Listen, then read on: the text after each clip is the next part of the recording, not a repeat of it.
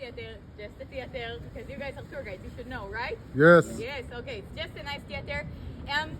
This is a great place for me to talk about two things. First of all, why Jaffa? Why here? Why 4,000 years ago men decided to settle right here? Two reasons. For trade. Okay, lots of you, these are answers of knowledge. I want you to take a look around, tell me about the geography. It's a hill overlooking the ocean. Great, so we have two reasons. The first one is a hill. Why is the hill good for me? It's from the defensive I can side. climb up, I can see everything around me, I can throw things at people that I don't like. A hill is excellent, but I have hills all around this coastline. Why this hill? The highest one. Harbor? Maybe it's the highest one. Good, it's the harbor. So the answer why Jaffa is right here and not over this direction where Ramat Aviv is and not down this direction where Ajam is, the answer is behind me. The harbor. Inside the sea, I can see rocks. Now, if I want to build a port, are these rocks good for me or bad for me? Good protection. They are good protection against waves. 4,000 years ago, men in this area do not have the technological ability to build an artificial port. Artificial port is Caesarea. It's Herod's time. It's 2,000 years later. It's Romans that are using concrete. This is information for you. Your travelers don't care about this information. But for you to put it in a timeline of technology. So if I'm talking about technology, I need to have a natural wave breaker. We have here all these nice rocks that are stopping the waves. So in stormy days, the ships are not wrecked on the harbor itself. So we have here the opportunity for commerce and trade. We also know as tour guides that 4,000 years ago, trade was done between one port city to another. There was no sailing in the open water. So they needed a port every 10 miles or something like this. And we know most of these ancient ports became an archaeological site.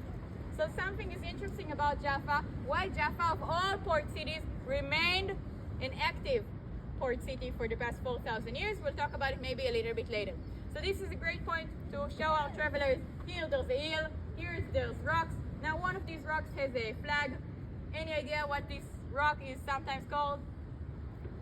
The Andromeda's rock. Now, for those of you that don't know, so very quickly, as tour guides, we know Alexander the Great. What year is he marching in here? 333. Exactly. Nice and easy, right? Yeah. It's almost like he planned it for us. Thank you, Alexander.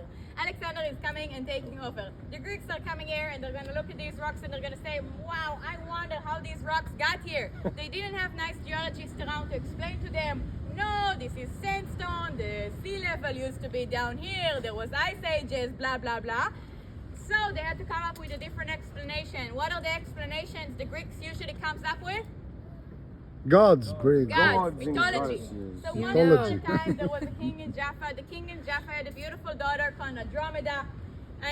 The king of Jaffa thought Andromeda is the most beautiful woman in the world, so he goes off from one bar to another and he shows off, my daughter is the most beautiful daughter in the world. Look, she's an influencer. You can swipe. Okay, beautiful woman, no doubt about it. One day he gets to a bar, and in the bar, Poseidon is sitting, and Poseidon is telling him, I mean, she's nice looking, but she's not like my daughters, the sirens. And a battle starts between the king of Jaffa and Poseidon that are fighting who has the most beautiful daughter. Now, the king of Jaffa has a problem. He's just a man. Poseidon is a god. So Poseidon says at some point, you know what? I'm going to destroy your city. I'm going to send a big ugly monster to destroy your city. And the monster arrives to the city of Jaffa and it starts disassembling the city. Just imagine all the tentacles. And the king of Jaffa is like, oh my God, I've ruined my city. How will I rescue my city?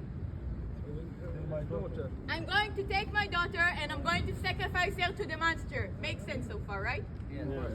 The most obvious solution. Now, is Andromeda dead or not? No. No, it's a Greek story. There's a Deus Ex Machina. The gods interfere. And out of heaven comes a guy called Perseus. Perseus is coming on a horse with wings. What's the name of the horse? Pegasus. And he has the most ultimate weapon in the world. What is he holding? A trident. Medusa's head. He's holding Medusa's head. He just killed Medusa. what happens if you look into Medusa's eyes? You turn You stone. turn into stone. He's holding her by the hair. What's her hair? Snakes. Snakes! And he's coming on his horse with wings around the monster. He shows the monster the head. The monster Turn. turns to stone. Ladies and gentlemen, I present the monster. Oh. Whoa! وين المونستر وينه؟ The rock. This is the monster rock. آه. That didn't make sense?